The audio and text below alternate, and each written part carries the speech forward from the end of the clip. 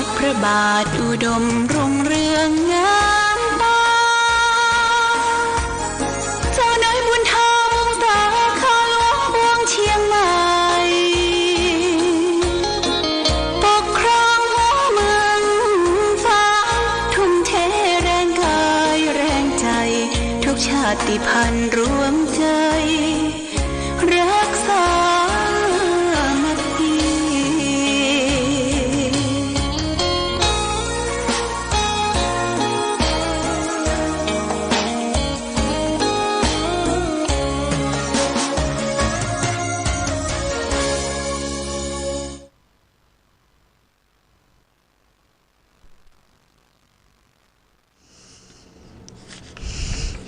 เจริญสุข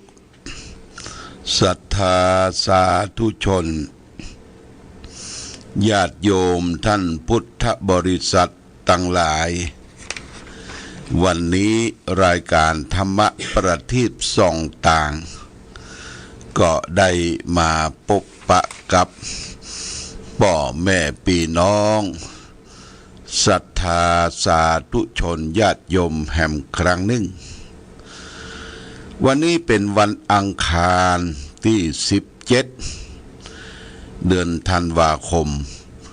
พุทธศักราช2567ซึ่งตรงกับเดือนอ้ายไต้เดือน3เหนือแรม2ค่ำปีมะโรงวันนี้อากาศสดชื่นแจ่มใสก็อากาศดีฟ้าฝนก็จางหายไปแต่วันนี้เป็นวันสำคัญของอำเภอฝางอำเภอแม่อายและอำเภอชัยปราการเป็นวันที่เราได้ร่วมแรงร่วมใจในการรอองค์พระนอนปางปรินิพพานณที่ลานอนุสาวรีย์พระเจ้าฝางพระนางสามผิวได้สำเร็จเสร็จสิ้นไปส่วนหนึ่งการรอพระนอนในครั้งนี้ก็ได้รับความเมตตาจากโรงหล่อกุลวัฒนาแม่ปูคาเหนือสันกำแพงซึ่งการมารอมาจัดมาทำใจลดเคนลดยกแล้วก็การต้มทองเอาทองนั้นเพื่อกัดใจบ่ใจหลัวบ่ใจฟืนใจแก๊สญาติโยมใจแก๊สแล้วก็เป่าเข้าถังเปิ้นมีถังมาเรียบร้อยก็มาเหี้ยหายยายาดแต่ประการใดอันนี้เป็นสิ่งที่เขาได้พอยุคสมัยใหม่การทำพระรอพระก็เริ่มต้นตั้งแต่ตะวานี้ก็จะแจ้งให้ญาติโยมท่านสาธุชนทั้งหลายได้รับทราบรับรู้บางท่านก็รู้รับทราบแล้วเพราะว่าเขามีการถ่ายทอดทางวิทยุชุมชนและก็เครือข่ายขึ้นสีขาวไปทั่วได้รับเมตตาจากพระเจ้าหน้าที่จากวัดฝ่ายหิน3-4 รูปได้เดินทางมาพักแรมที่วัดพระพุทธบาทอุดมแล้วก็มีการถ่ายทอดก็เริ่มต้นตั้งแต่วันที่16ตะวาเนี่ยตั้งแต่7 โมงเช้าก็มีการเตรียมงานเพื่อจะมีการบวงสรวงการบวงสรวงนั้นก็บวงสรวงด้วยผลหมากรากไม้สำคัญที่สุดก็มีโยมญาติโยมได้บริจาคส้มบักเขียวหวานได้มาบวงสรวงโดยเป็นส้มมงคลก็การบวงสรวงโดยท่านอาจารย์มหานภัสอาจารย์แสน จิตหัตถ์อารานได้บวงสรวงเป็นเจ้ากรรมพิธี โดยมีคุณบรรณพคุณสายใจเป็นเจ้ากรรมพิธีร่วมกันที่ลานอนุสาวรีย์ที่นบสาวาเริ่มบวงสรวงตั้งแต่8 นาฬิกา8:39 นาทีหลังจากที่ได้ไปจุดเทียน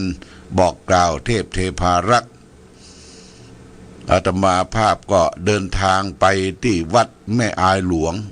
วัดแม่อายหลวงก็มีการเจริญพระพุทธมนต์เฉลิมฉลองสิ่งปลูกสร้างมีองค์พระพุทธรูปองค์พระประธานพระเจ้าใหญ่และก็มีเจดีย์ประสบโชคและก็มีเฉลิมฉลองกุฏิสงฆ์ของวัดแม่อายหลวงเมื่อเจริญพุทธมนต์ฉันเพลเรียบร้อยพอดีองค์เป็นประธานที่วัดแม่อายหลวงก็คือพระเดชพระคุณพระเทพปริยัติที่ปรึกษาเจ้าคณะภาค7เจ้าอาวาสวัด7 ยอดเชียงใหม่ได้ไปเป็นประธานก็ได้กราบเรียนพระเดชพระคุณได้ที่ฝางก็จะมีการรอพระปางปรินิพพานหลวงพระเดชพระคุณได้ไปแวะเยี่ยมเยียนให้กำลังใจและไปเขียนแผ่นทองเพื่อจะได้ล้อมรอเบ้าแล้วก็เสร็จแล้วก็กลับนำหลวงพ่อเดินทางเข้ามาที่ฝางเสร็จแล้วหลวงพ่อก็มานั่งที่รับรองแล้วก็คือแผ่นทองหลวงพ่อได้เขียนเป็นอักขระพยัญชนะตัวล้านนาไทยเป็นคาถาแล้วก็เอารอมรอเบ้าเพื่อจะได้เตรียมหลอมรั่วเบ้าส่วนช่างก็ได้เอาไฟอยู่ตลอดเวลาเปิ้นเผาละนะเปิ้นเผาสู้ตลอดแต่ก็เอาหลอมรอเบ้าเสร็จแล้วหลวงพ่อก็ได้เวลาก็กลับทางเมืองฝางก็บ่มีอย่างที่จะได้ถวายส้มไป2 กล่องญาติโยมส้มเมืองฝางส้มนี่ก็ได้รับความเมตตาจากสวนส้มหนูนาคุณเจริญพร้อมด้วยครอบครัวได้ถวายส้มเป็นสังฆทานในครั้งนี้หลังจากนั้นมาก็พระเจ้าประสงค์ก็เริ่มทยอยศรัทธาประชาชนก็เริ่มมาที่ลานอนุสาวรีย์พระเจ้าฝางโรงทานที่ตั้งไว้ต่างๆก็โรงทานก๋วยเตี๋ยวของคณะสงฆ์ตำบลเวียงเขต 1เขต 2เขต 3ของวัดพระพุทธบาทอุดมแล้วก็มีโรงทานกาแฟโรงทานข้าวมีของคุณกนกพิษชัยนาแล้วก็โรงทานน้ำของแต่ละตำบลโรงทานอาหารของ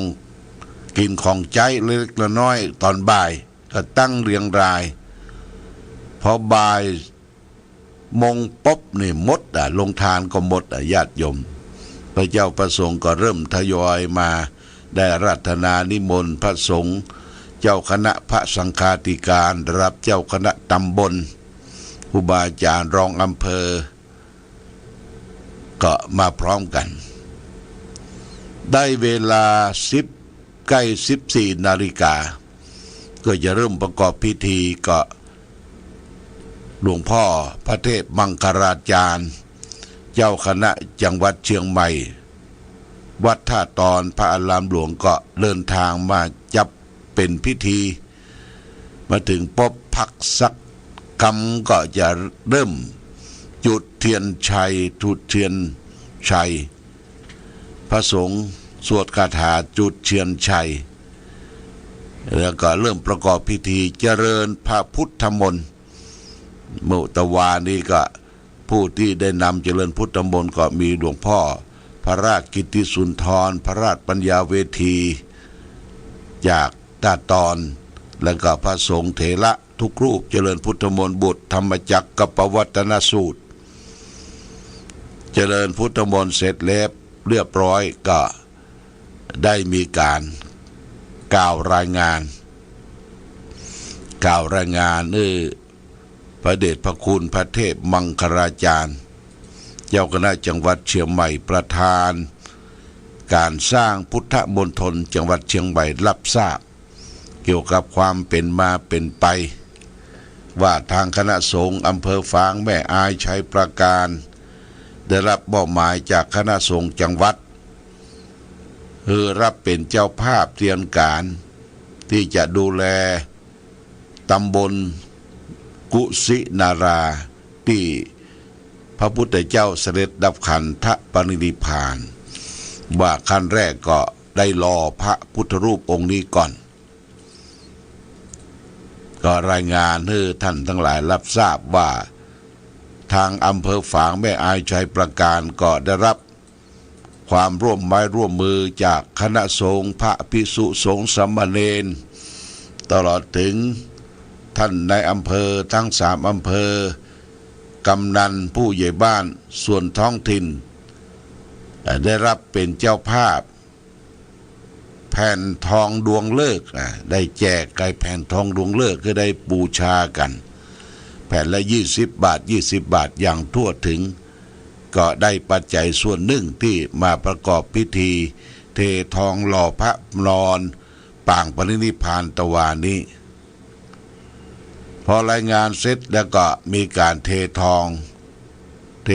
งในช่วง3 โมงป่ายพอดีญาติโยมเนี่ย3 โมง 13 นาฬิกาประมาณสัก15 นาทีนี่ก็เริ่มเททองก็มีผู้บริจาคทองคำหลายท่านบริจาคทองคำหลายท่านคนละสลึงนะญาติโยมต้องขอบคุณอนุโมทนากับญาติโยมที่ได้บริจาคทองคำน้ำหนักทองคำก็ประมาณเกือบจะ2 บาทญาติโยมที่ได้เททองหล่อพระปางปรินิพพานในช่วงท่อนของศีรษะในท่อนบนรอเสร็จเรียบร้อยแล้วก็ได้ถวายจตุปัจจัยทายทานแล้วก็ก่อนที่จะได้รับพรก็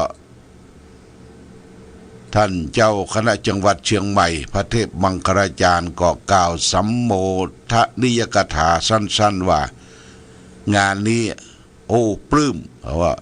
งานนี้ปลื้มได้มาเห็นและปลื้มอกปลื้มใจยินดีสีไข่ประโมทที่หันพี่น้องประชาชนตลอดถึงคณะเจ้าคณะพระสังฆาธิการได้ร่วมกันจัดสร้างจัดทำพระนอนปางปรินิพพานเนี่ยปลื้มก็จะเป็นมิ่งมงคลแก่พุทธมณฑลจังหวัดเชียงใหม่รอพระได้รับคำชมเชยได้รับคำอนุโมทนาจากหลวงพ่อเจ้าคณะจังหวัดเชียงใหม่เรียบร้อยแล้วก็ได้กล่าวขอขมาอำลากันจากนั้นก็แยกย้ายกันไปทางลงหล่อนี่เพิ่นก็เก็บทุกสิ่งทุกอย่างเลยเพิ่นมีรถเคนรถยกถึง2 กัน 3 กันไปยกเบ้า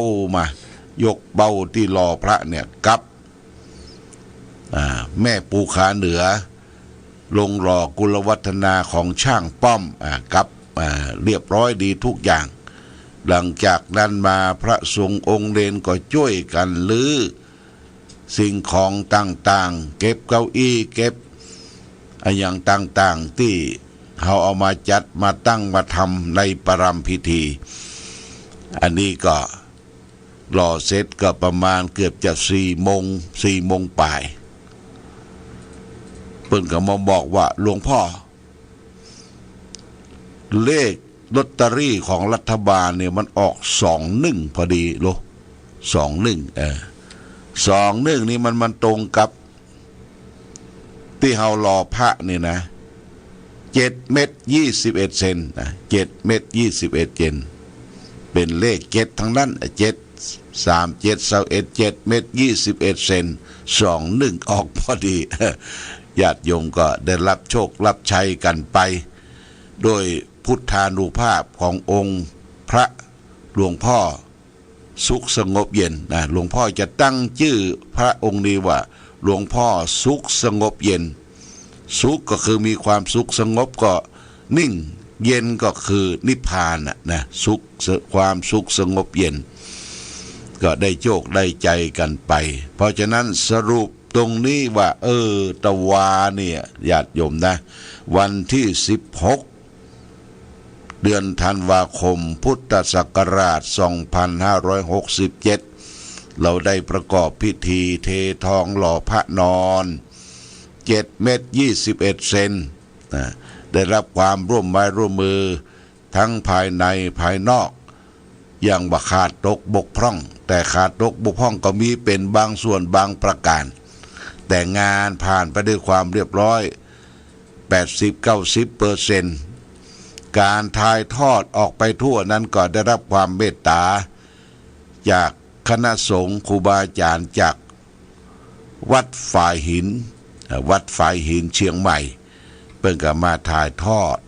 คือญาติโยมที่อยู่บ้านอยู่จองได้ยินได้ฟังกันเสร็จสิ้นไปเป็นที่เรียบร้อยโมทนาสาธุกับญาติโยมพระเจ้าประสงค์ท่านสาธุชนทั้งหลายองค์พระนี้ก็จะเซตเป็นรูปเป็นองค์ทั้ง3 ท่อนเปิ้นจะเอามาต่อกันคิดว่าใกล้ๆจะสิ้นเดือนต้นปีนะมกรานี่บ่แล้วเตี่ยอย่าใจสิ้นเดือนต้นปีก็คือเดือนกุมภาพันธ์ญาติโยมนะกุมภาพันธ์เมื่อเสร็จเรียบร้อยแล้วก็จะได้อาราธนาหลวงพ่อสุขสงบเย็นไป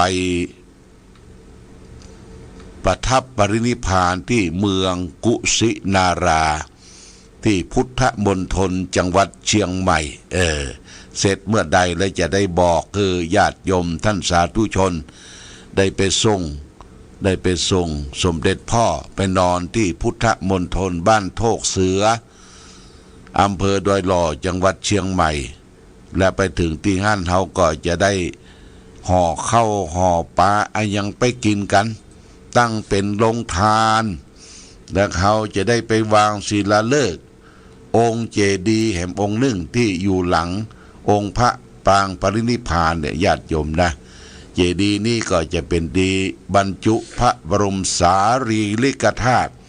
ซึ่งจะได้อาราธนามาจากประเทศอินเดียถิ่นกำเนิดเกิดขององค์พระสัมมาสัมพุทธเจ้าถ้ามันเสร็จสิ้นเมื่อใดก็ญาติโยมก็จะได้ปากันเมารถตู้กันไปหมู่บ้านละกันเมารถตู้กันไปหูไปหันพุทธมณฑลไปพอสถานที่ประสูติสถานที่ตรัสรู้ธรรมสถานที่แสดงธรรมและสถานที่เสด็จดับขันธปรินิพพานที่พุทธมณฑลจังหวัดเชียงใหม่ก็จะมีถ้ำมีน้ำตกมีสถานที่พักผ่อนหย่อนใจที่ไหว้ที่สาที่สักการะบูชาจะได้ไปด้วยกันไปส่งหลวงพ่อใหญ่ก็คือหลวงพ่อสมเด็จพระสุขสงบเย็นญาติโยมนะคือปรินิพพานนั่นเองคือเสด็จดับขันธปรินิพพานนี่ก็ได้ได้จ๋าได้ขอบคุณอนุโมทนากับทุกภาคส่วนเงินปัจจัยที่เฮาได้ให้ได้หอมเป็นเจ้าภาพแผ่นทองเป็นเจ้าภาพทองแท่งทองน้อยทองใหญ่ทั้งหลายทั้งปวงเปิ้นหลอมและญาติโยมที่เฮาได้